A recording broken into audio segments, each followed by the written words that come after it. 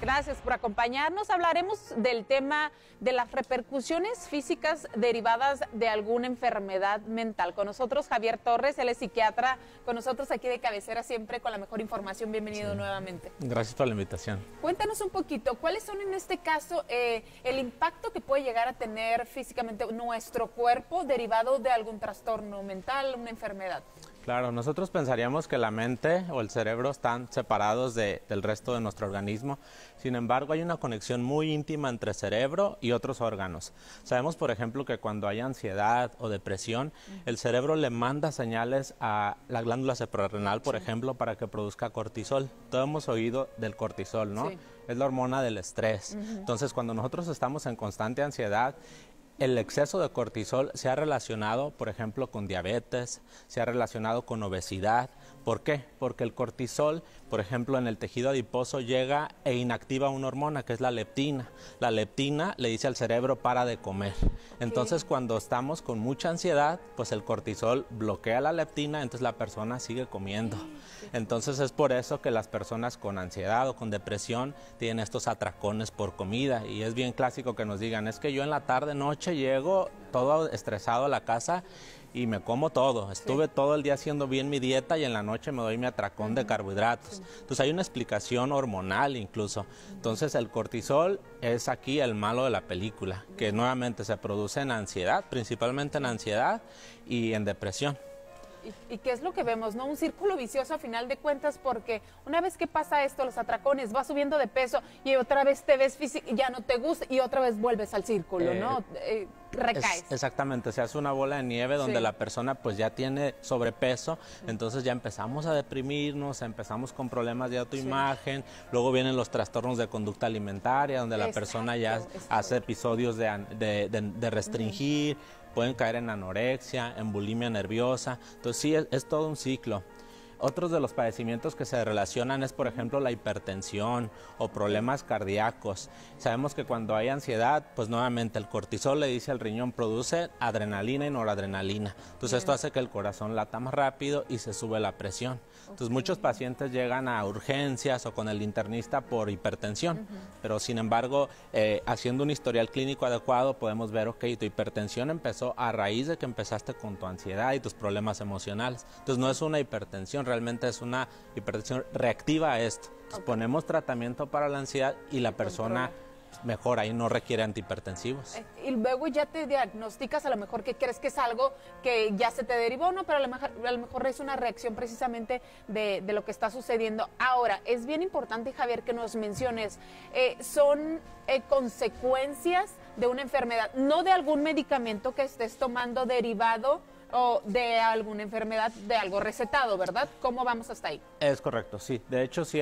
sabemos que hay tratamientos, por ejemplo, hay medicamentos esteroideos, por ejemplo, dexametasona, prednisona, que también son esteroides, o sea, sí hacen que el cuerpo produzca cortisol. Sin embargo, acá estamos hablando de que el paciente no está tomando nada y está teniendo consecuencias en su salud física.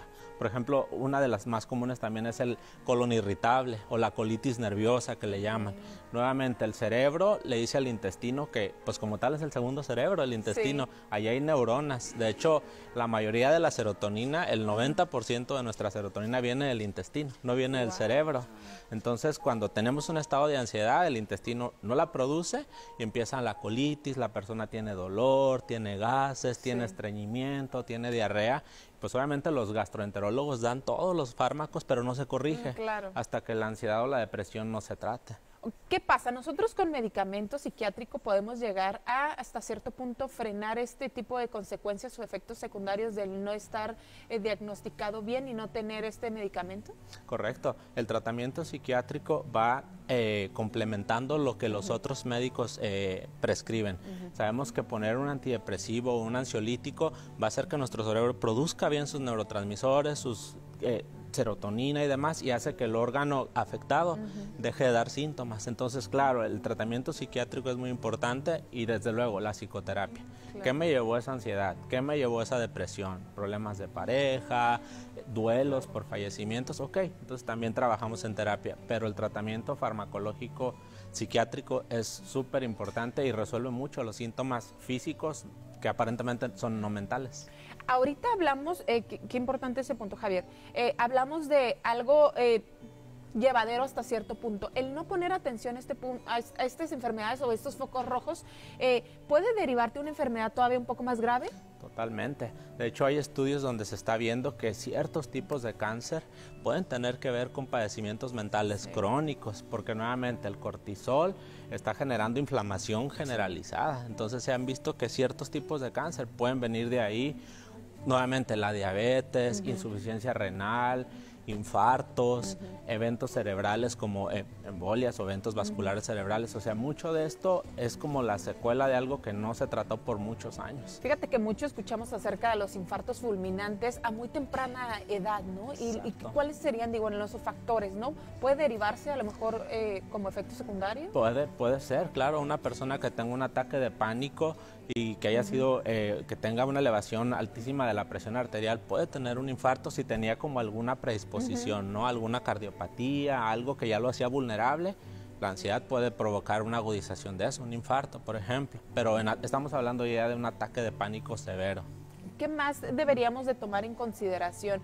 Muchas personas dicen, oye, a lo mejor yo no estoy diagnosticado, o está escuchándote y dice, ¿sabes qué? Yo todo eso tengo, está palomeando, esto me pasa. ¿Cuál es el primer acercamiento que deben de tener para ir frenando también estos efectos secundarios en tu cuerpo? Claro, pues lo primero es que si ya vimos que fuimos con todos los especialistas, por ejemplo, con el gastroenterólogo por la colitis, con el internista porque la presión no se me baja y los tratamientos no están funcionando, y obviamente los especialistas le comentan al paciente, te voy a referir a psiquiatría, pues lo primero es no asustarse. O sea, la palabra psiquiatría no significa que ya estoy loco y que me van a sedar, no. Es para tratar también un cerebro enfermo. A final de cuentas, la mente o los problemas mentales son problemas cerebrales. El cerebro es un órgano. Somatizas todo. Somatiza. Entonces, así como los neurólogos ven epilepsia, ven tumores, nosotros vemos ansiedad, depresión, que también son problemas físicos a nivel del cerebro. Son las enfermedades de la hora, ¿no? Sí. Tienes toda la razón, Javier. Qué valiosa la información que nos acabas de proporcionar. Te esperamos nuevamente con nosotros. Gracias, Luz. Que tengas excelente mañana. Vamos a continuar con más de Qué Buen Día, no le cambie.